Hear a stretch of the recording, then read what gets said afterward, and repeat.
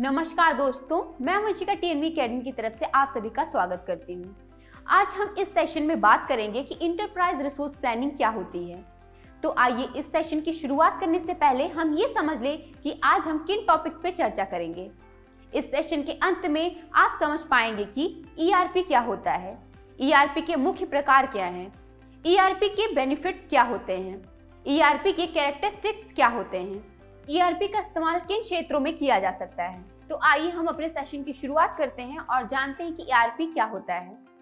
Enterprise resource planning ERP एक business management software है जिसके द्वारा बिजनेस यानी कि कंपनी के जितने भी डिपार्टमेंट हैं उनको एक साथ मैनेज कर सकते हैं तथा कंपनी के अंदर होने वाले सभी कार्य, सर्विसेज तथा ह्यूमन रिसोर्सेज को ऑटोमेट यानी कि स्वचालित कर सकते हैं।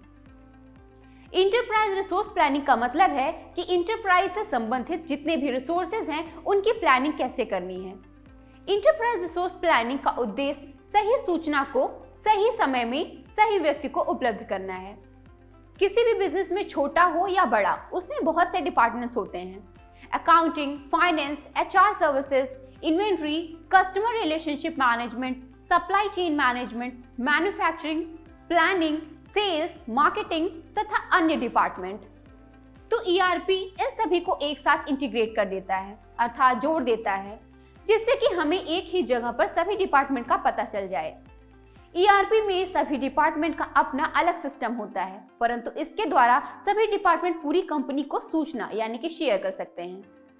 इंटरप्राइज रिसोर्स प्लानिंग ERP एक ऐसी प्रक्रिया है जिसका इस्तेमाल कंपनियां अपने व्यवसायों के महत्वपूर्ण हिस्सों को प्रबंधित कर और एकीकृत करने के लिए करती हैं।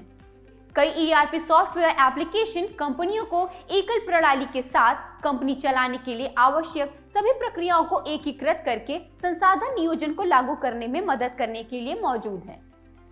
एक ERP सॉफ्टवेयर प्रणाली योजना, खरीद सूची, बिक्री, विपणन, वित्त, मानव संसाधन और बहुत कुछ को एकीकृत कर सकती है। तो आइए अब हम अपने अगले पड़ाव पे चलते हैं और समझते हैं कि ERP के मुख्य प्रकार क्या हैं। ERP रिसोर्स प्लानिंग के मुख्य प्रकार ये हैं। पहला, क्लाउड ERP। इसको हम इंटरनेट पर आधारित ERP भी कहते हैं क्योंकि इसमें कंपनी सॉफ्टवेयर को एक्सेस करके डेटा और सूचना को इंटरनेट पर स्टोर करती है।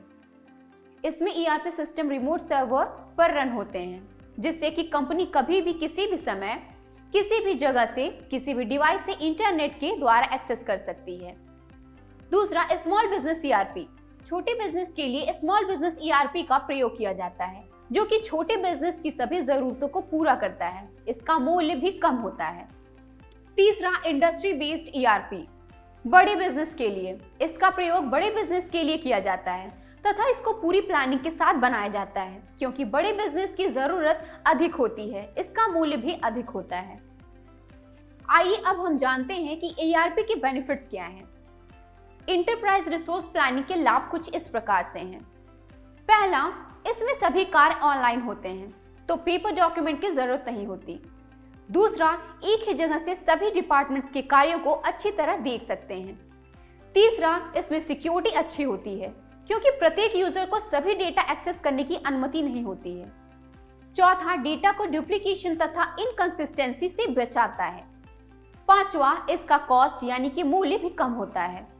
छठा, इससे सेल्स में वृद्धि होती है तथा कस्टमर के साथ संबंध बेहतर बनते हैं।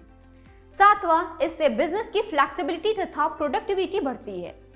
आठवां, इससे डेटा क्वालिटी बेहतर बनती है। नौवां, इससे सप्लाई चेन मैनेजमेंट यानी कि SCM बेहतर बनता है। 10वां, इससे काम बहुत जल्दी हो जाता है जिससे समय की बहुत बचत होती है। अब हम आगे बढ़ते हैं और समझते हैं कि ERP के कैरेक्टरिस्टिक्स या लक्षण क्या होते हैं। ERP सिस्टम में आमतौर पर जो विशेषताएं शामिल होती हैं वो इस प्रकार हैं। एक एकीकृत प्रणाली, वास्तविक समय में या निकट संचालित होता है। एक सामान्य डेटाबेस जो सभी अनुप्रयोगों का समर्थन करता है। मॉड्यूल में एक सुसंगत रूप और लग रहा है। सूचना प्रौद्योगिकी IT विभाग द्वारा विस्तृत आवेदन और डेटा एकीकरण के साथ प्रणाली की स्थापना बशर्ते कि कार्यान्वयन छोटे चरणों में नहीं किया जाता है। परिनियोजन विकल्पों में शामिल है ऑन प्रीमाइसेस, क्लाउड होस्ट या SaaS। और अब अंत में हम समझते हैं कि ERP किन क्षेत्रों में शामिल किया जा सकता है। एक ERP प्रणाली निम्नलिखित सामान्य कार्यात्मक क्षेत्रों को कवर करती है। कई ERP सिस्टम में इन्हें ERP मॉडल कहा जाता है और एक साथ समूहीकृत किया जाता है, जैसे कि वित्त और लेखा, फाइनेंस एंड अकाउंटिंग, सामान्य लेजर, फिक्स्ड एक्सपेंस, वाउचरिंग, मेल और भुगतान सहित भुगतान, प्राप्य नकद प्रबंधन और संग्रह, नकद प्रबंधन, वित्तीय समेकन, प्रबंधन लेखांकन यानी कि मैनेजमेंट अकाउंटिंग, बजट, लागत, लागत प्रबंधन, गतिविधि आधारित लागत, मानव संसाधन यानी कि ह्यूमन रिसोर्सेज, भर्ती, प्रशिक्षण, रोस्टिंग, लाभ, सेवानिवृत्ति और पेंशन योजना, विविधता प्रबंधन, सेवानिवृत्ति जुदाई, विनिर्माण यानी कि मैन्युफैक्चरिंग, इंजीनियरिंग, सामग्री का बिल, वर्क ऑर्डर, शेड्यूल, क्षमता, वर्क फ्लो प्रबंधन, गुणवत्ता नियंत्रण, निर्माण प्रक्रिया, निर्माण परियोजनाएं, विनिर्माण प्रवाह, उत्पाद जीवन चक्र प्रबंधन,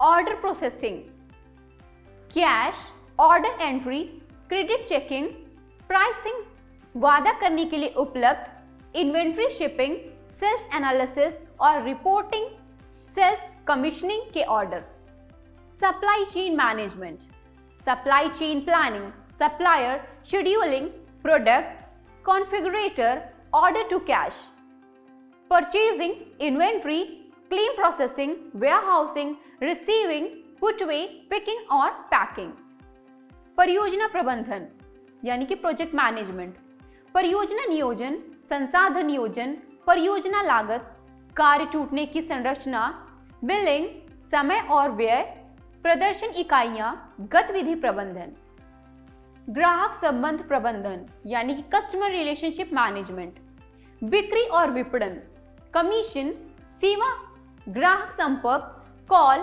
सेंटर समर्थन। CRM सिस्टम को हमेशा ERP सिस्टम का हिस्सा नहीं माना जाता है, बल्कि business support system BSS, data सेवाएं यानी कि डेटा सर्विसेज, ग्राहकों, आपूर्तिकर्ताओं और कर्मचारियों के लिए विभिन्न स्वसेवा इंटरफेस। दोस्तों, अब हम आज इस सेशन की समाप्ति पे आ गए हैं। अगर आपको आज के इस सेशन से संबंधित कोई भी प्रश्न हो तो आप उन्हें वीडियो के कमेंट सेक्शन में लिख दें और हम उनका उत्तर अवश्य देंगे। मिलते हैं जल्दी अगले सेशन में। तब तक के लिए TNV एकेडमी की तरफ से नमस्कार और हार्दिक शुभकामनाएं।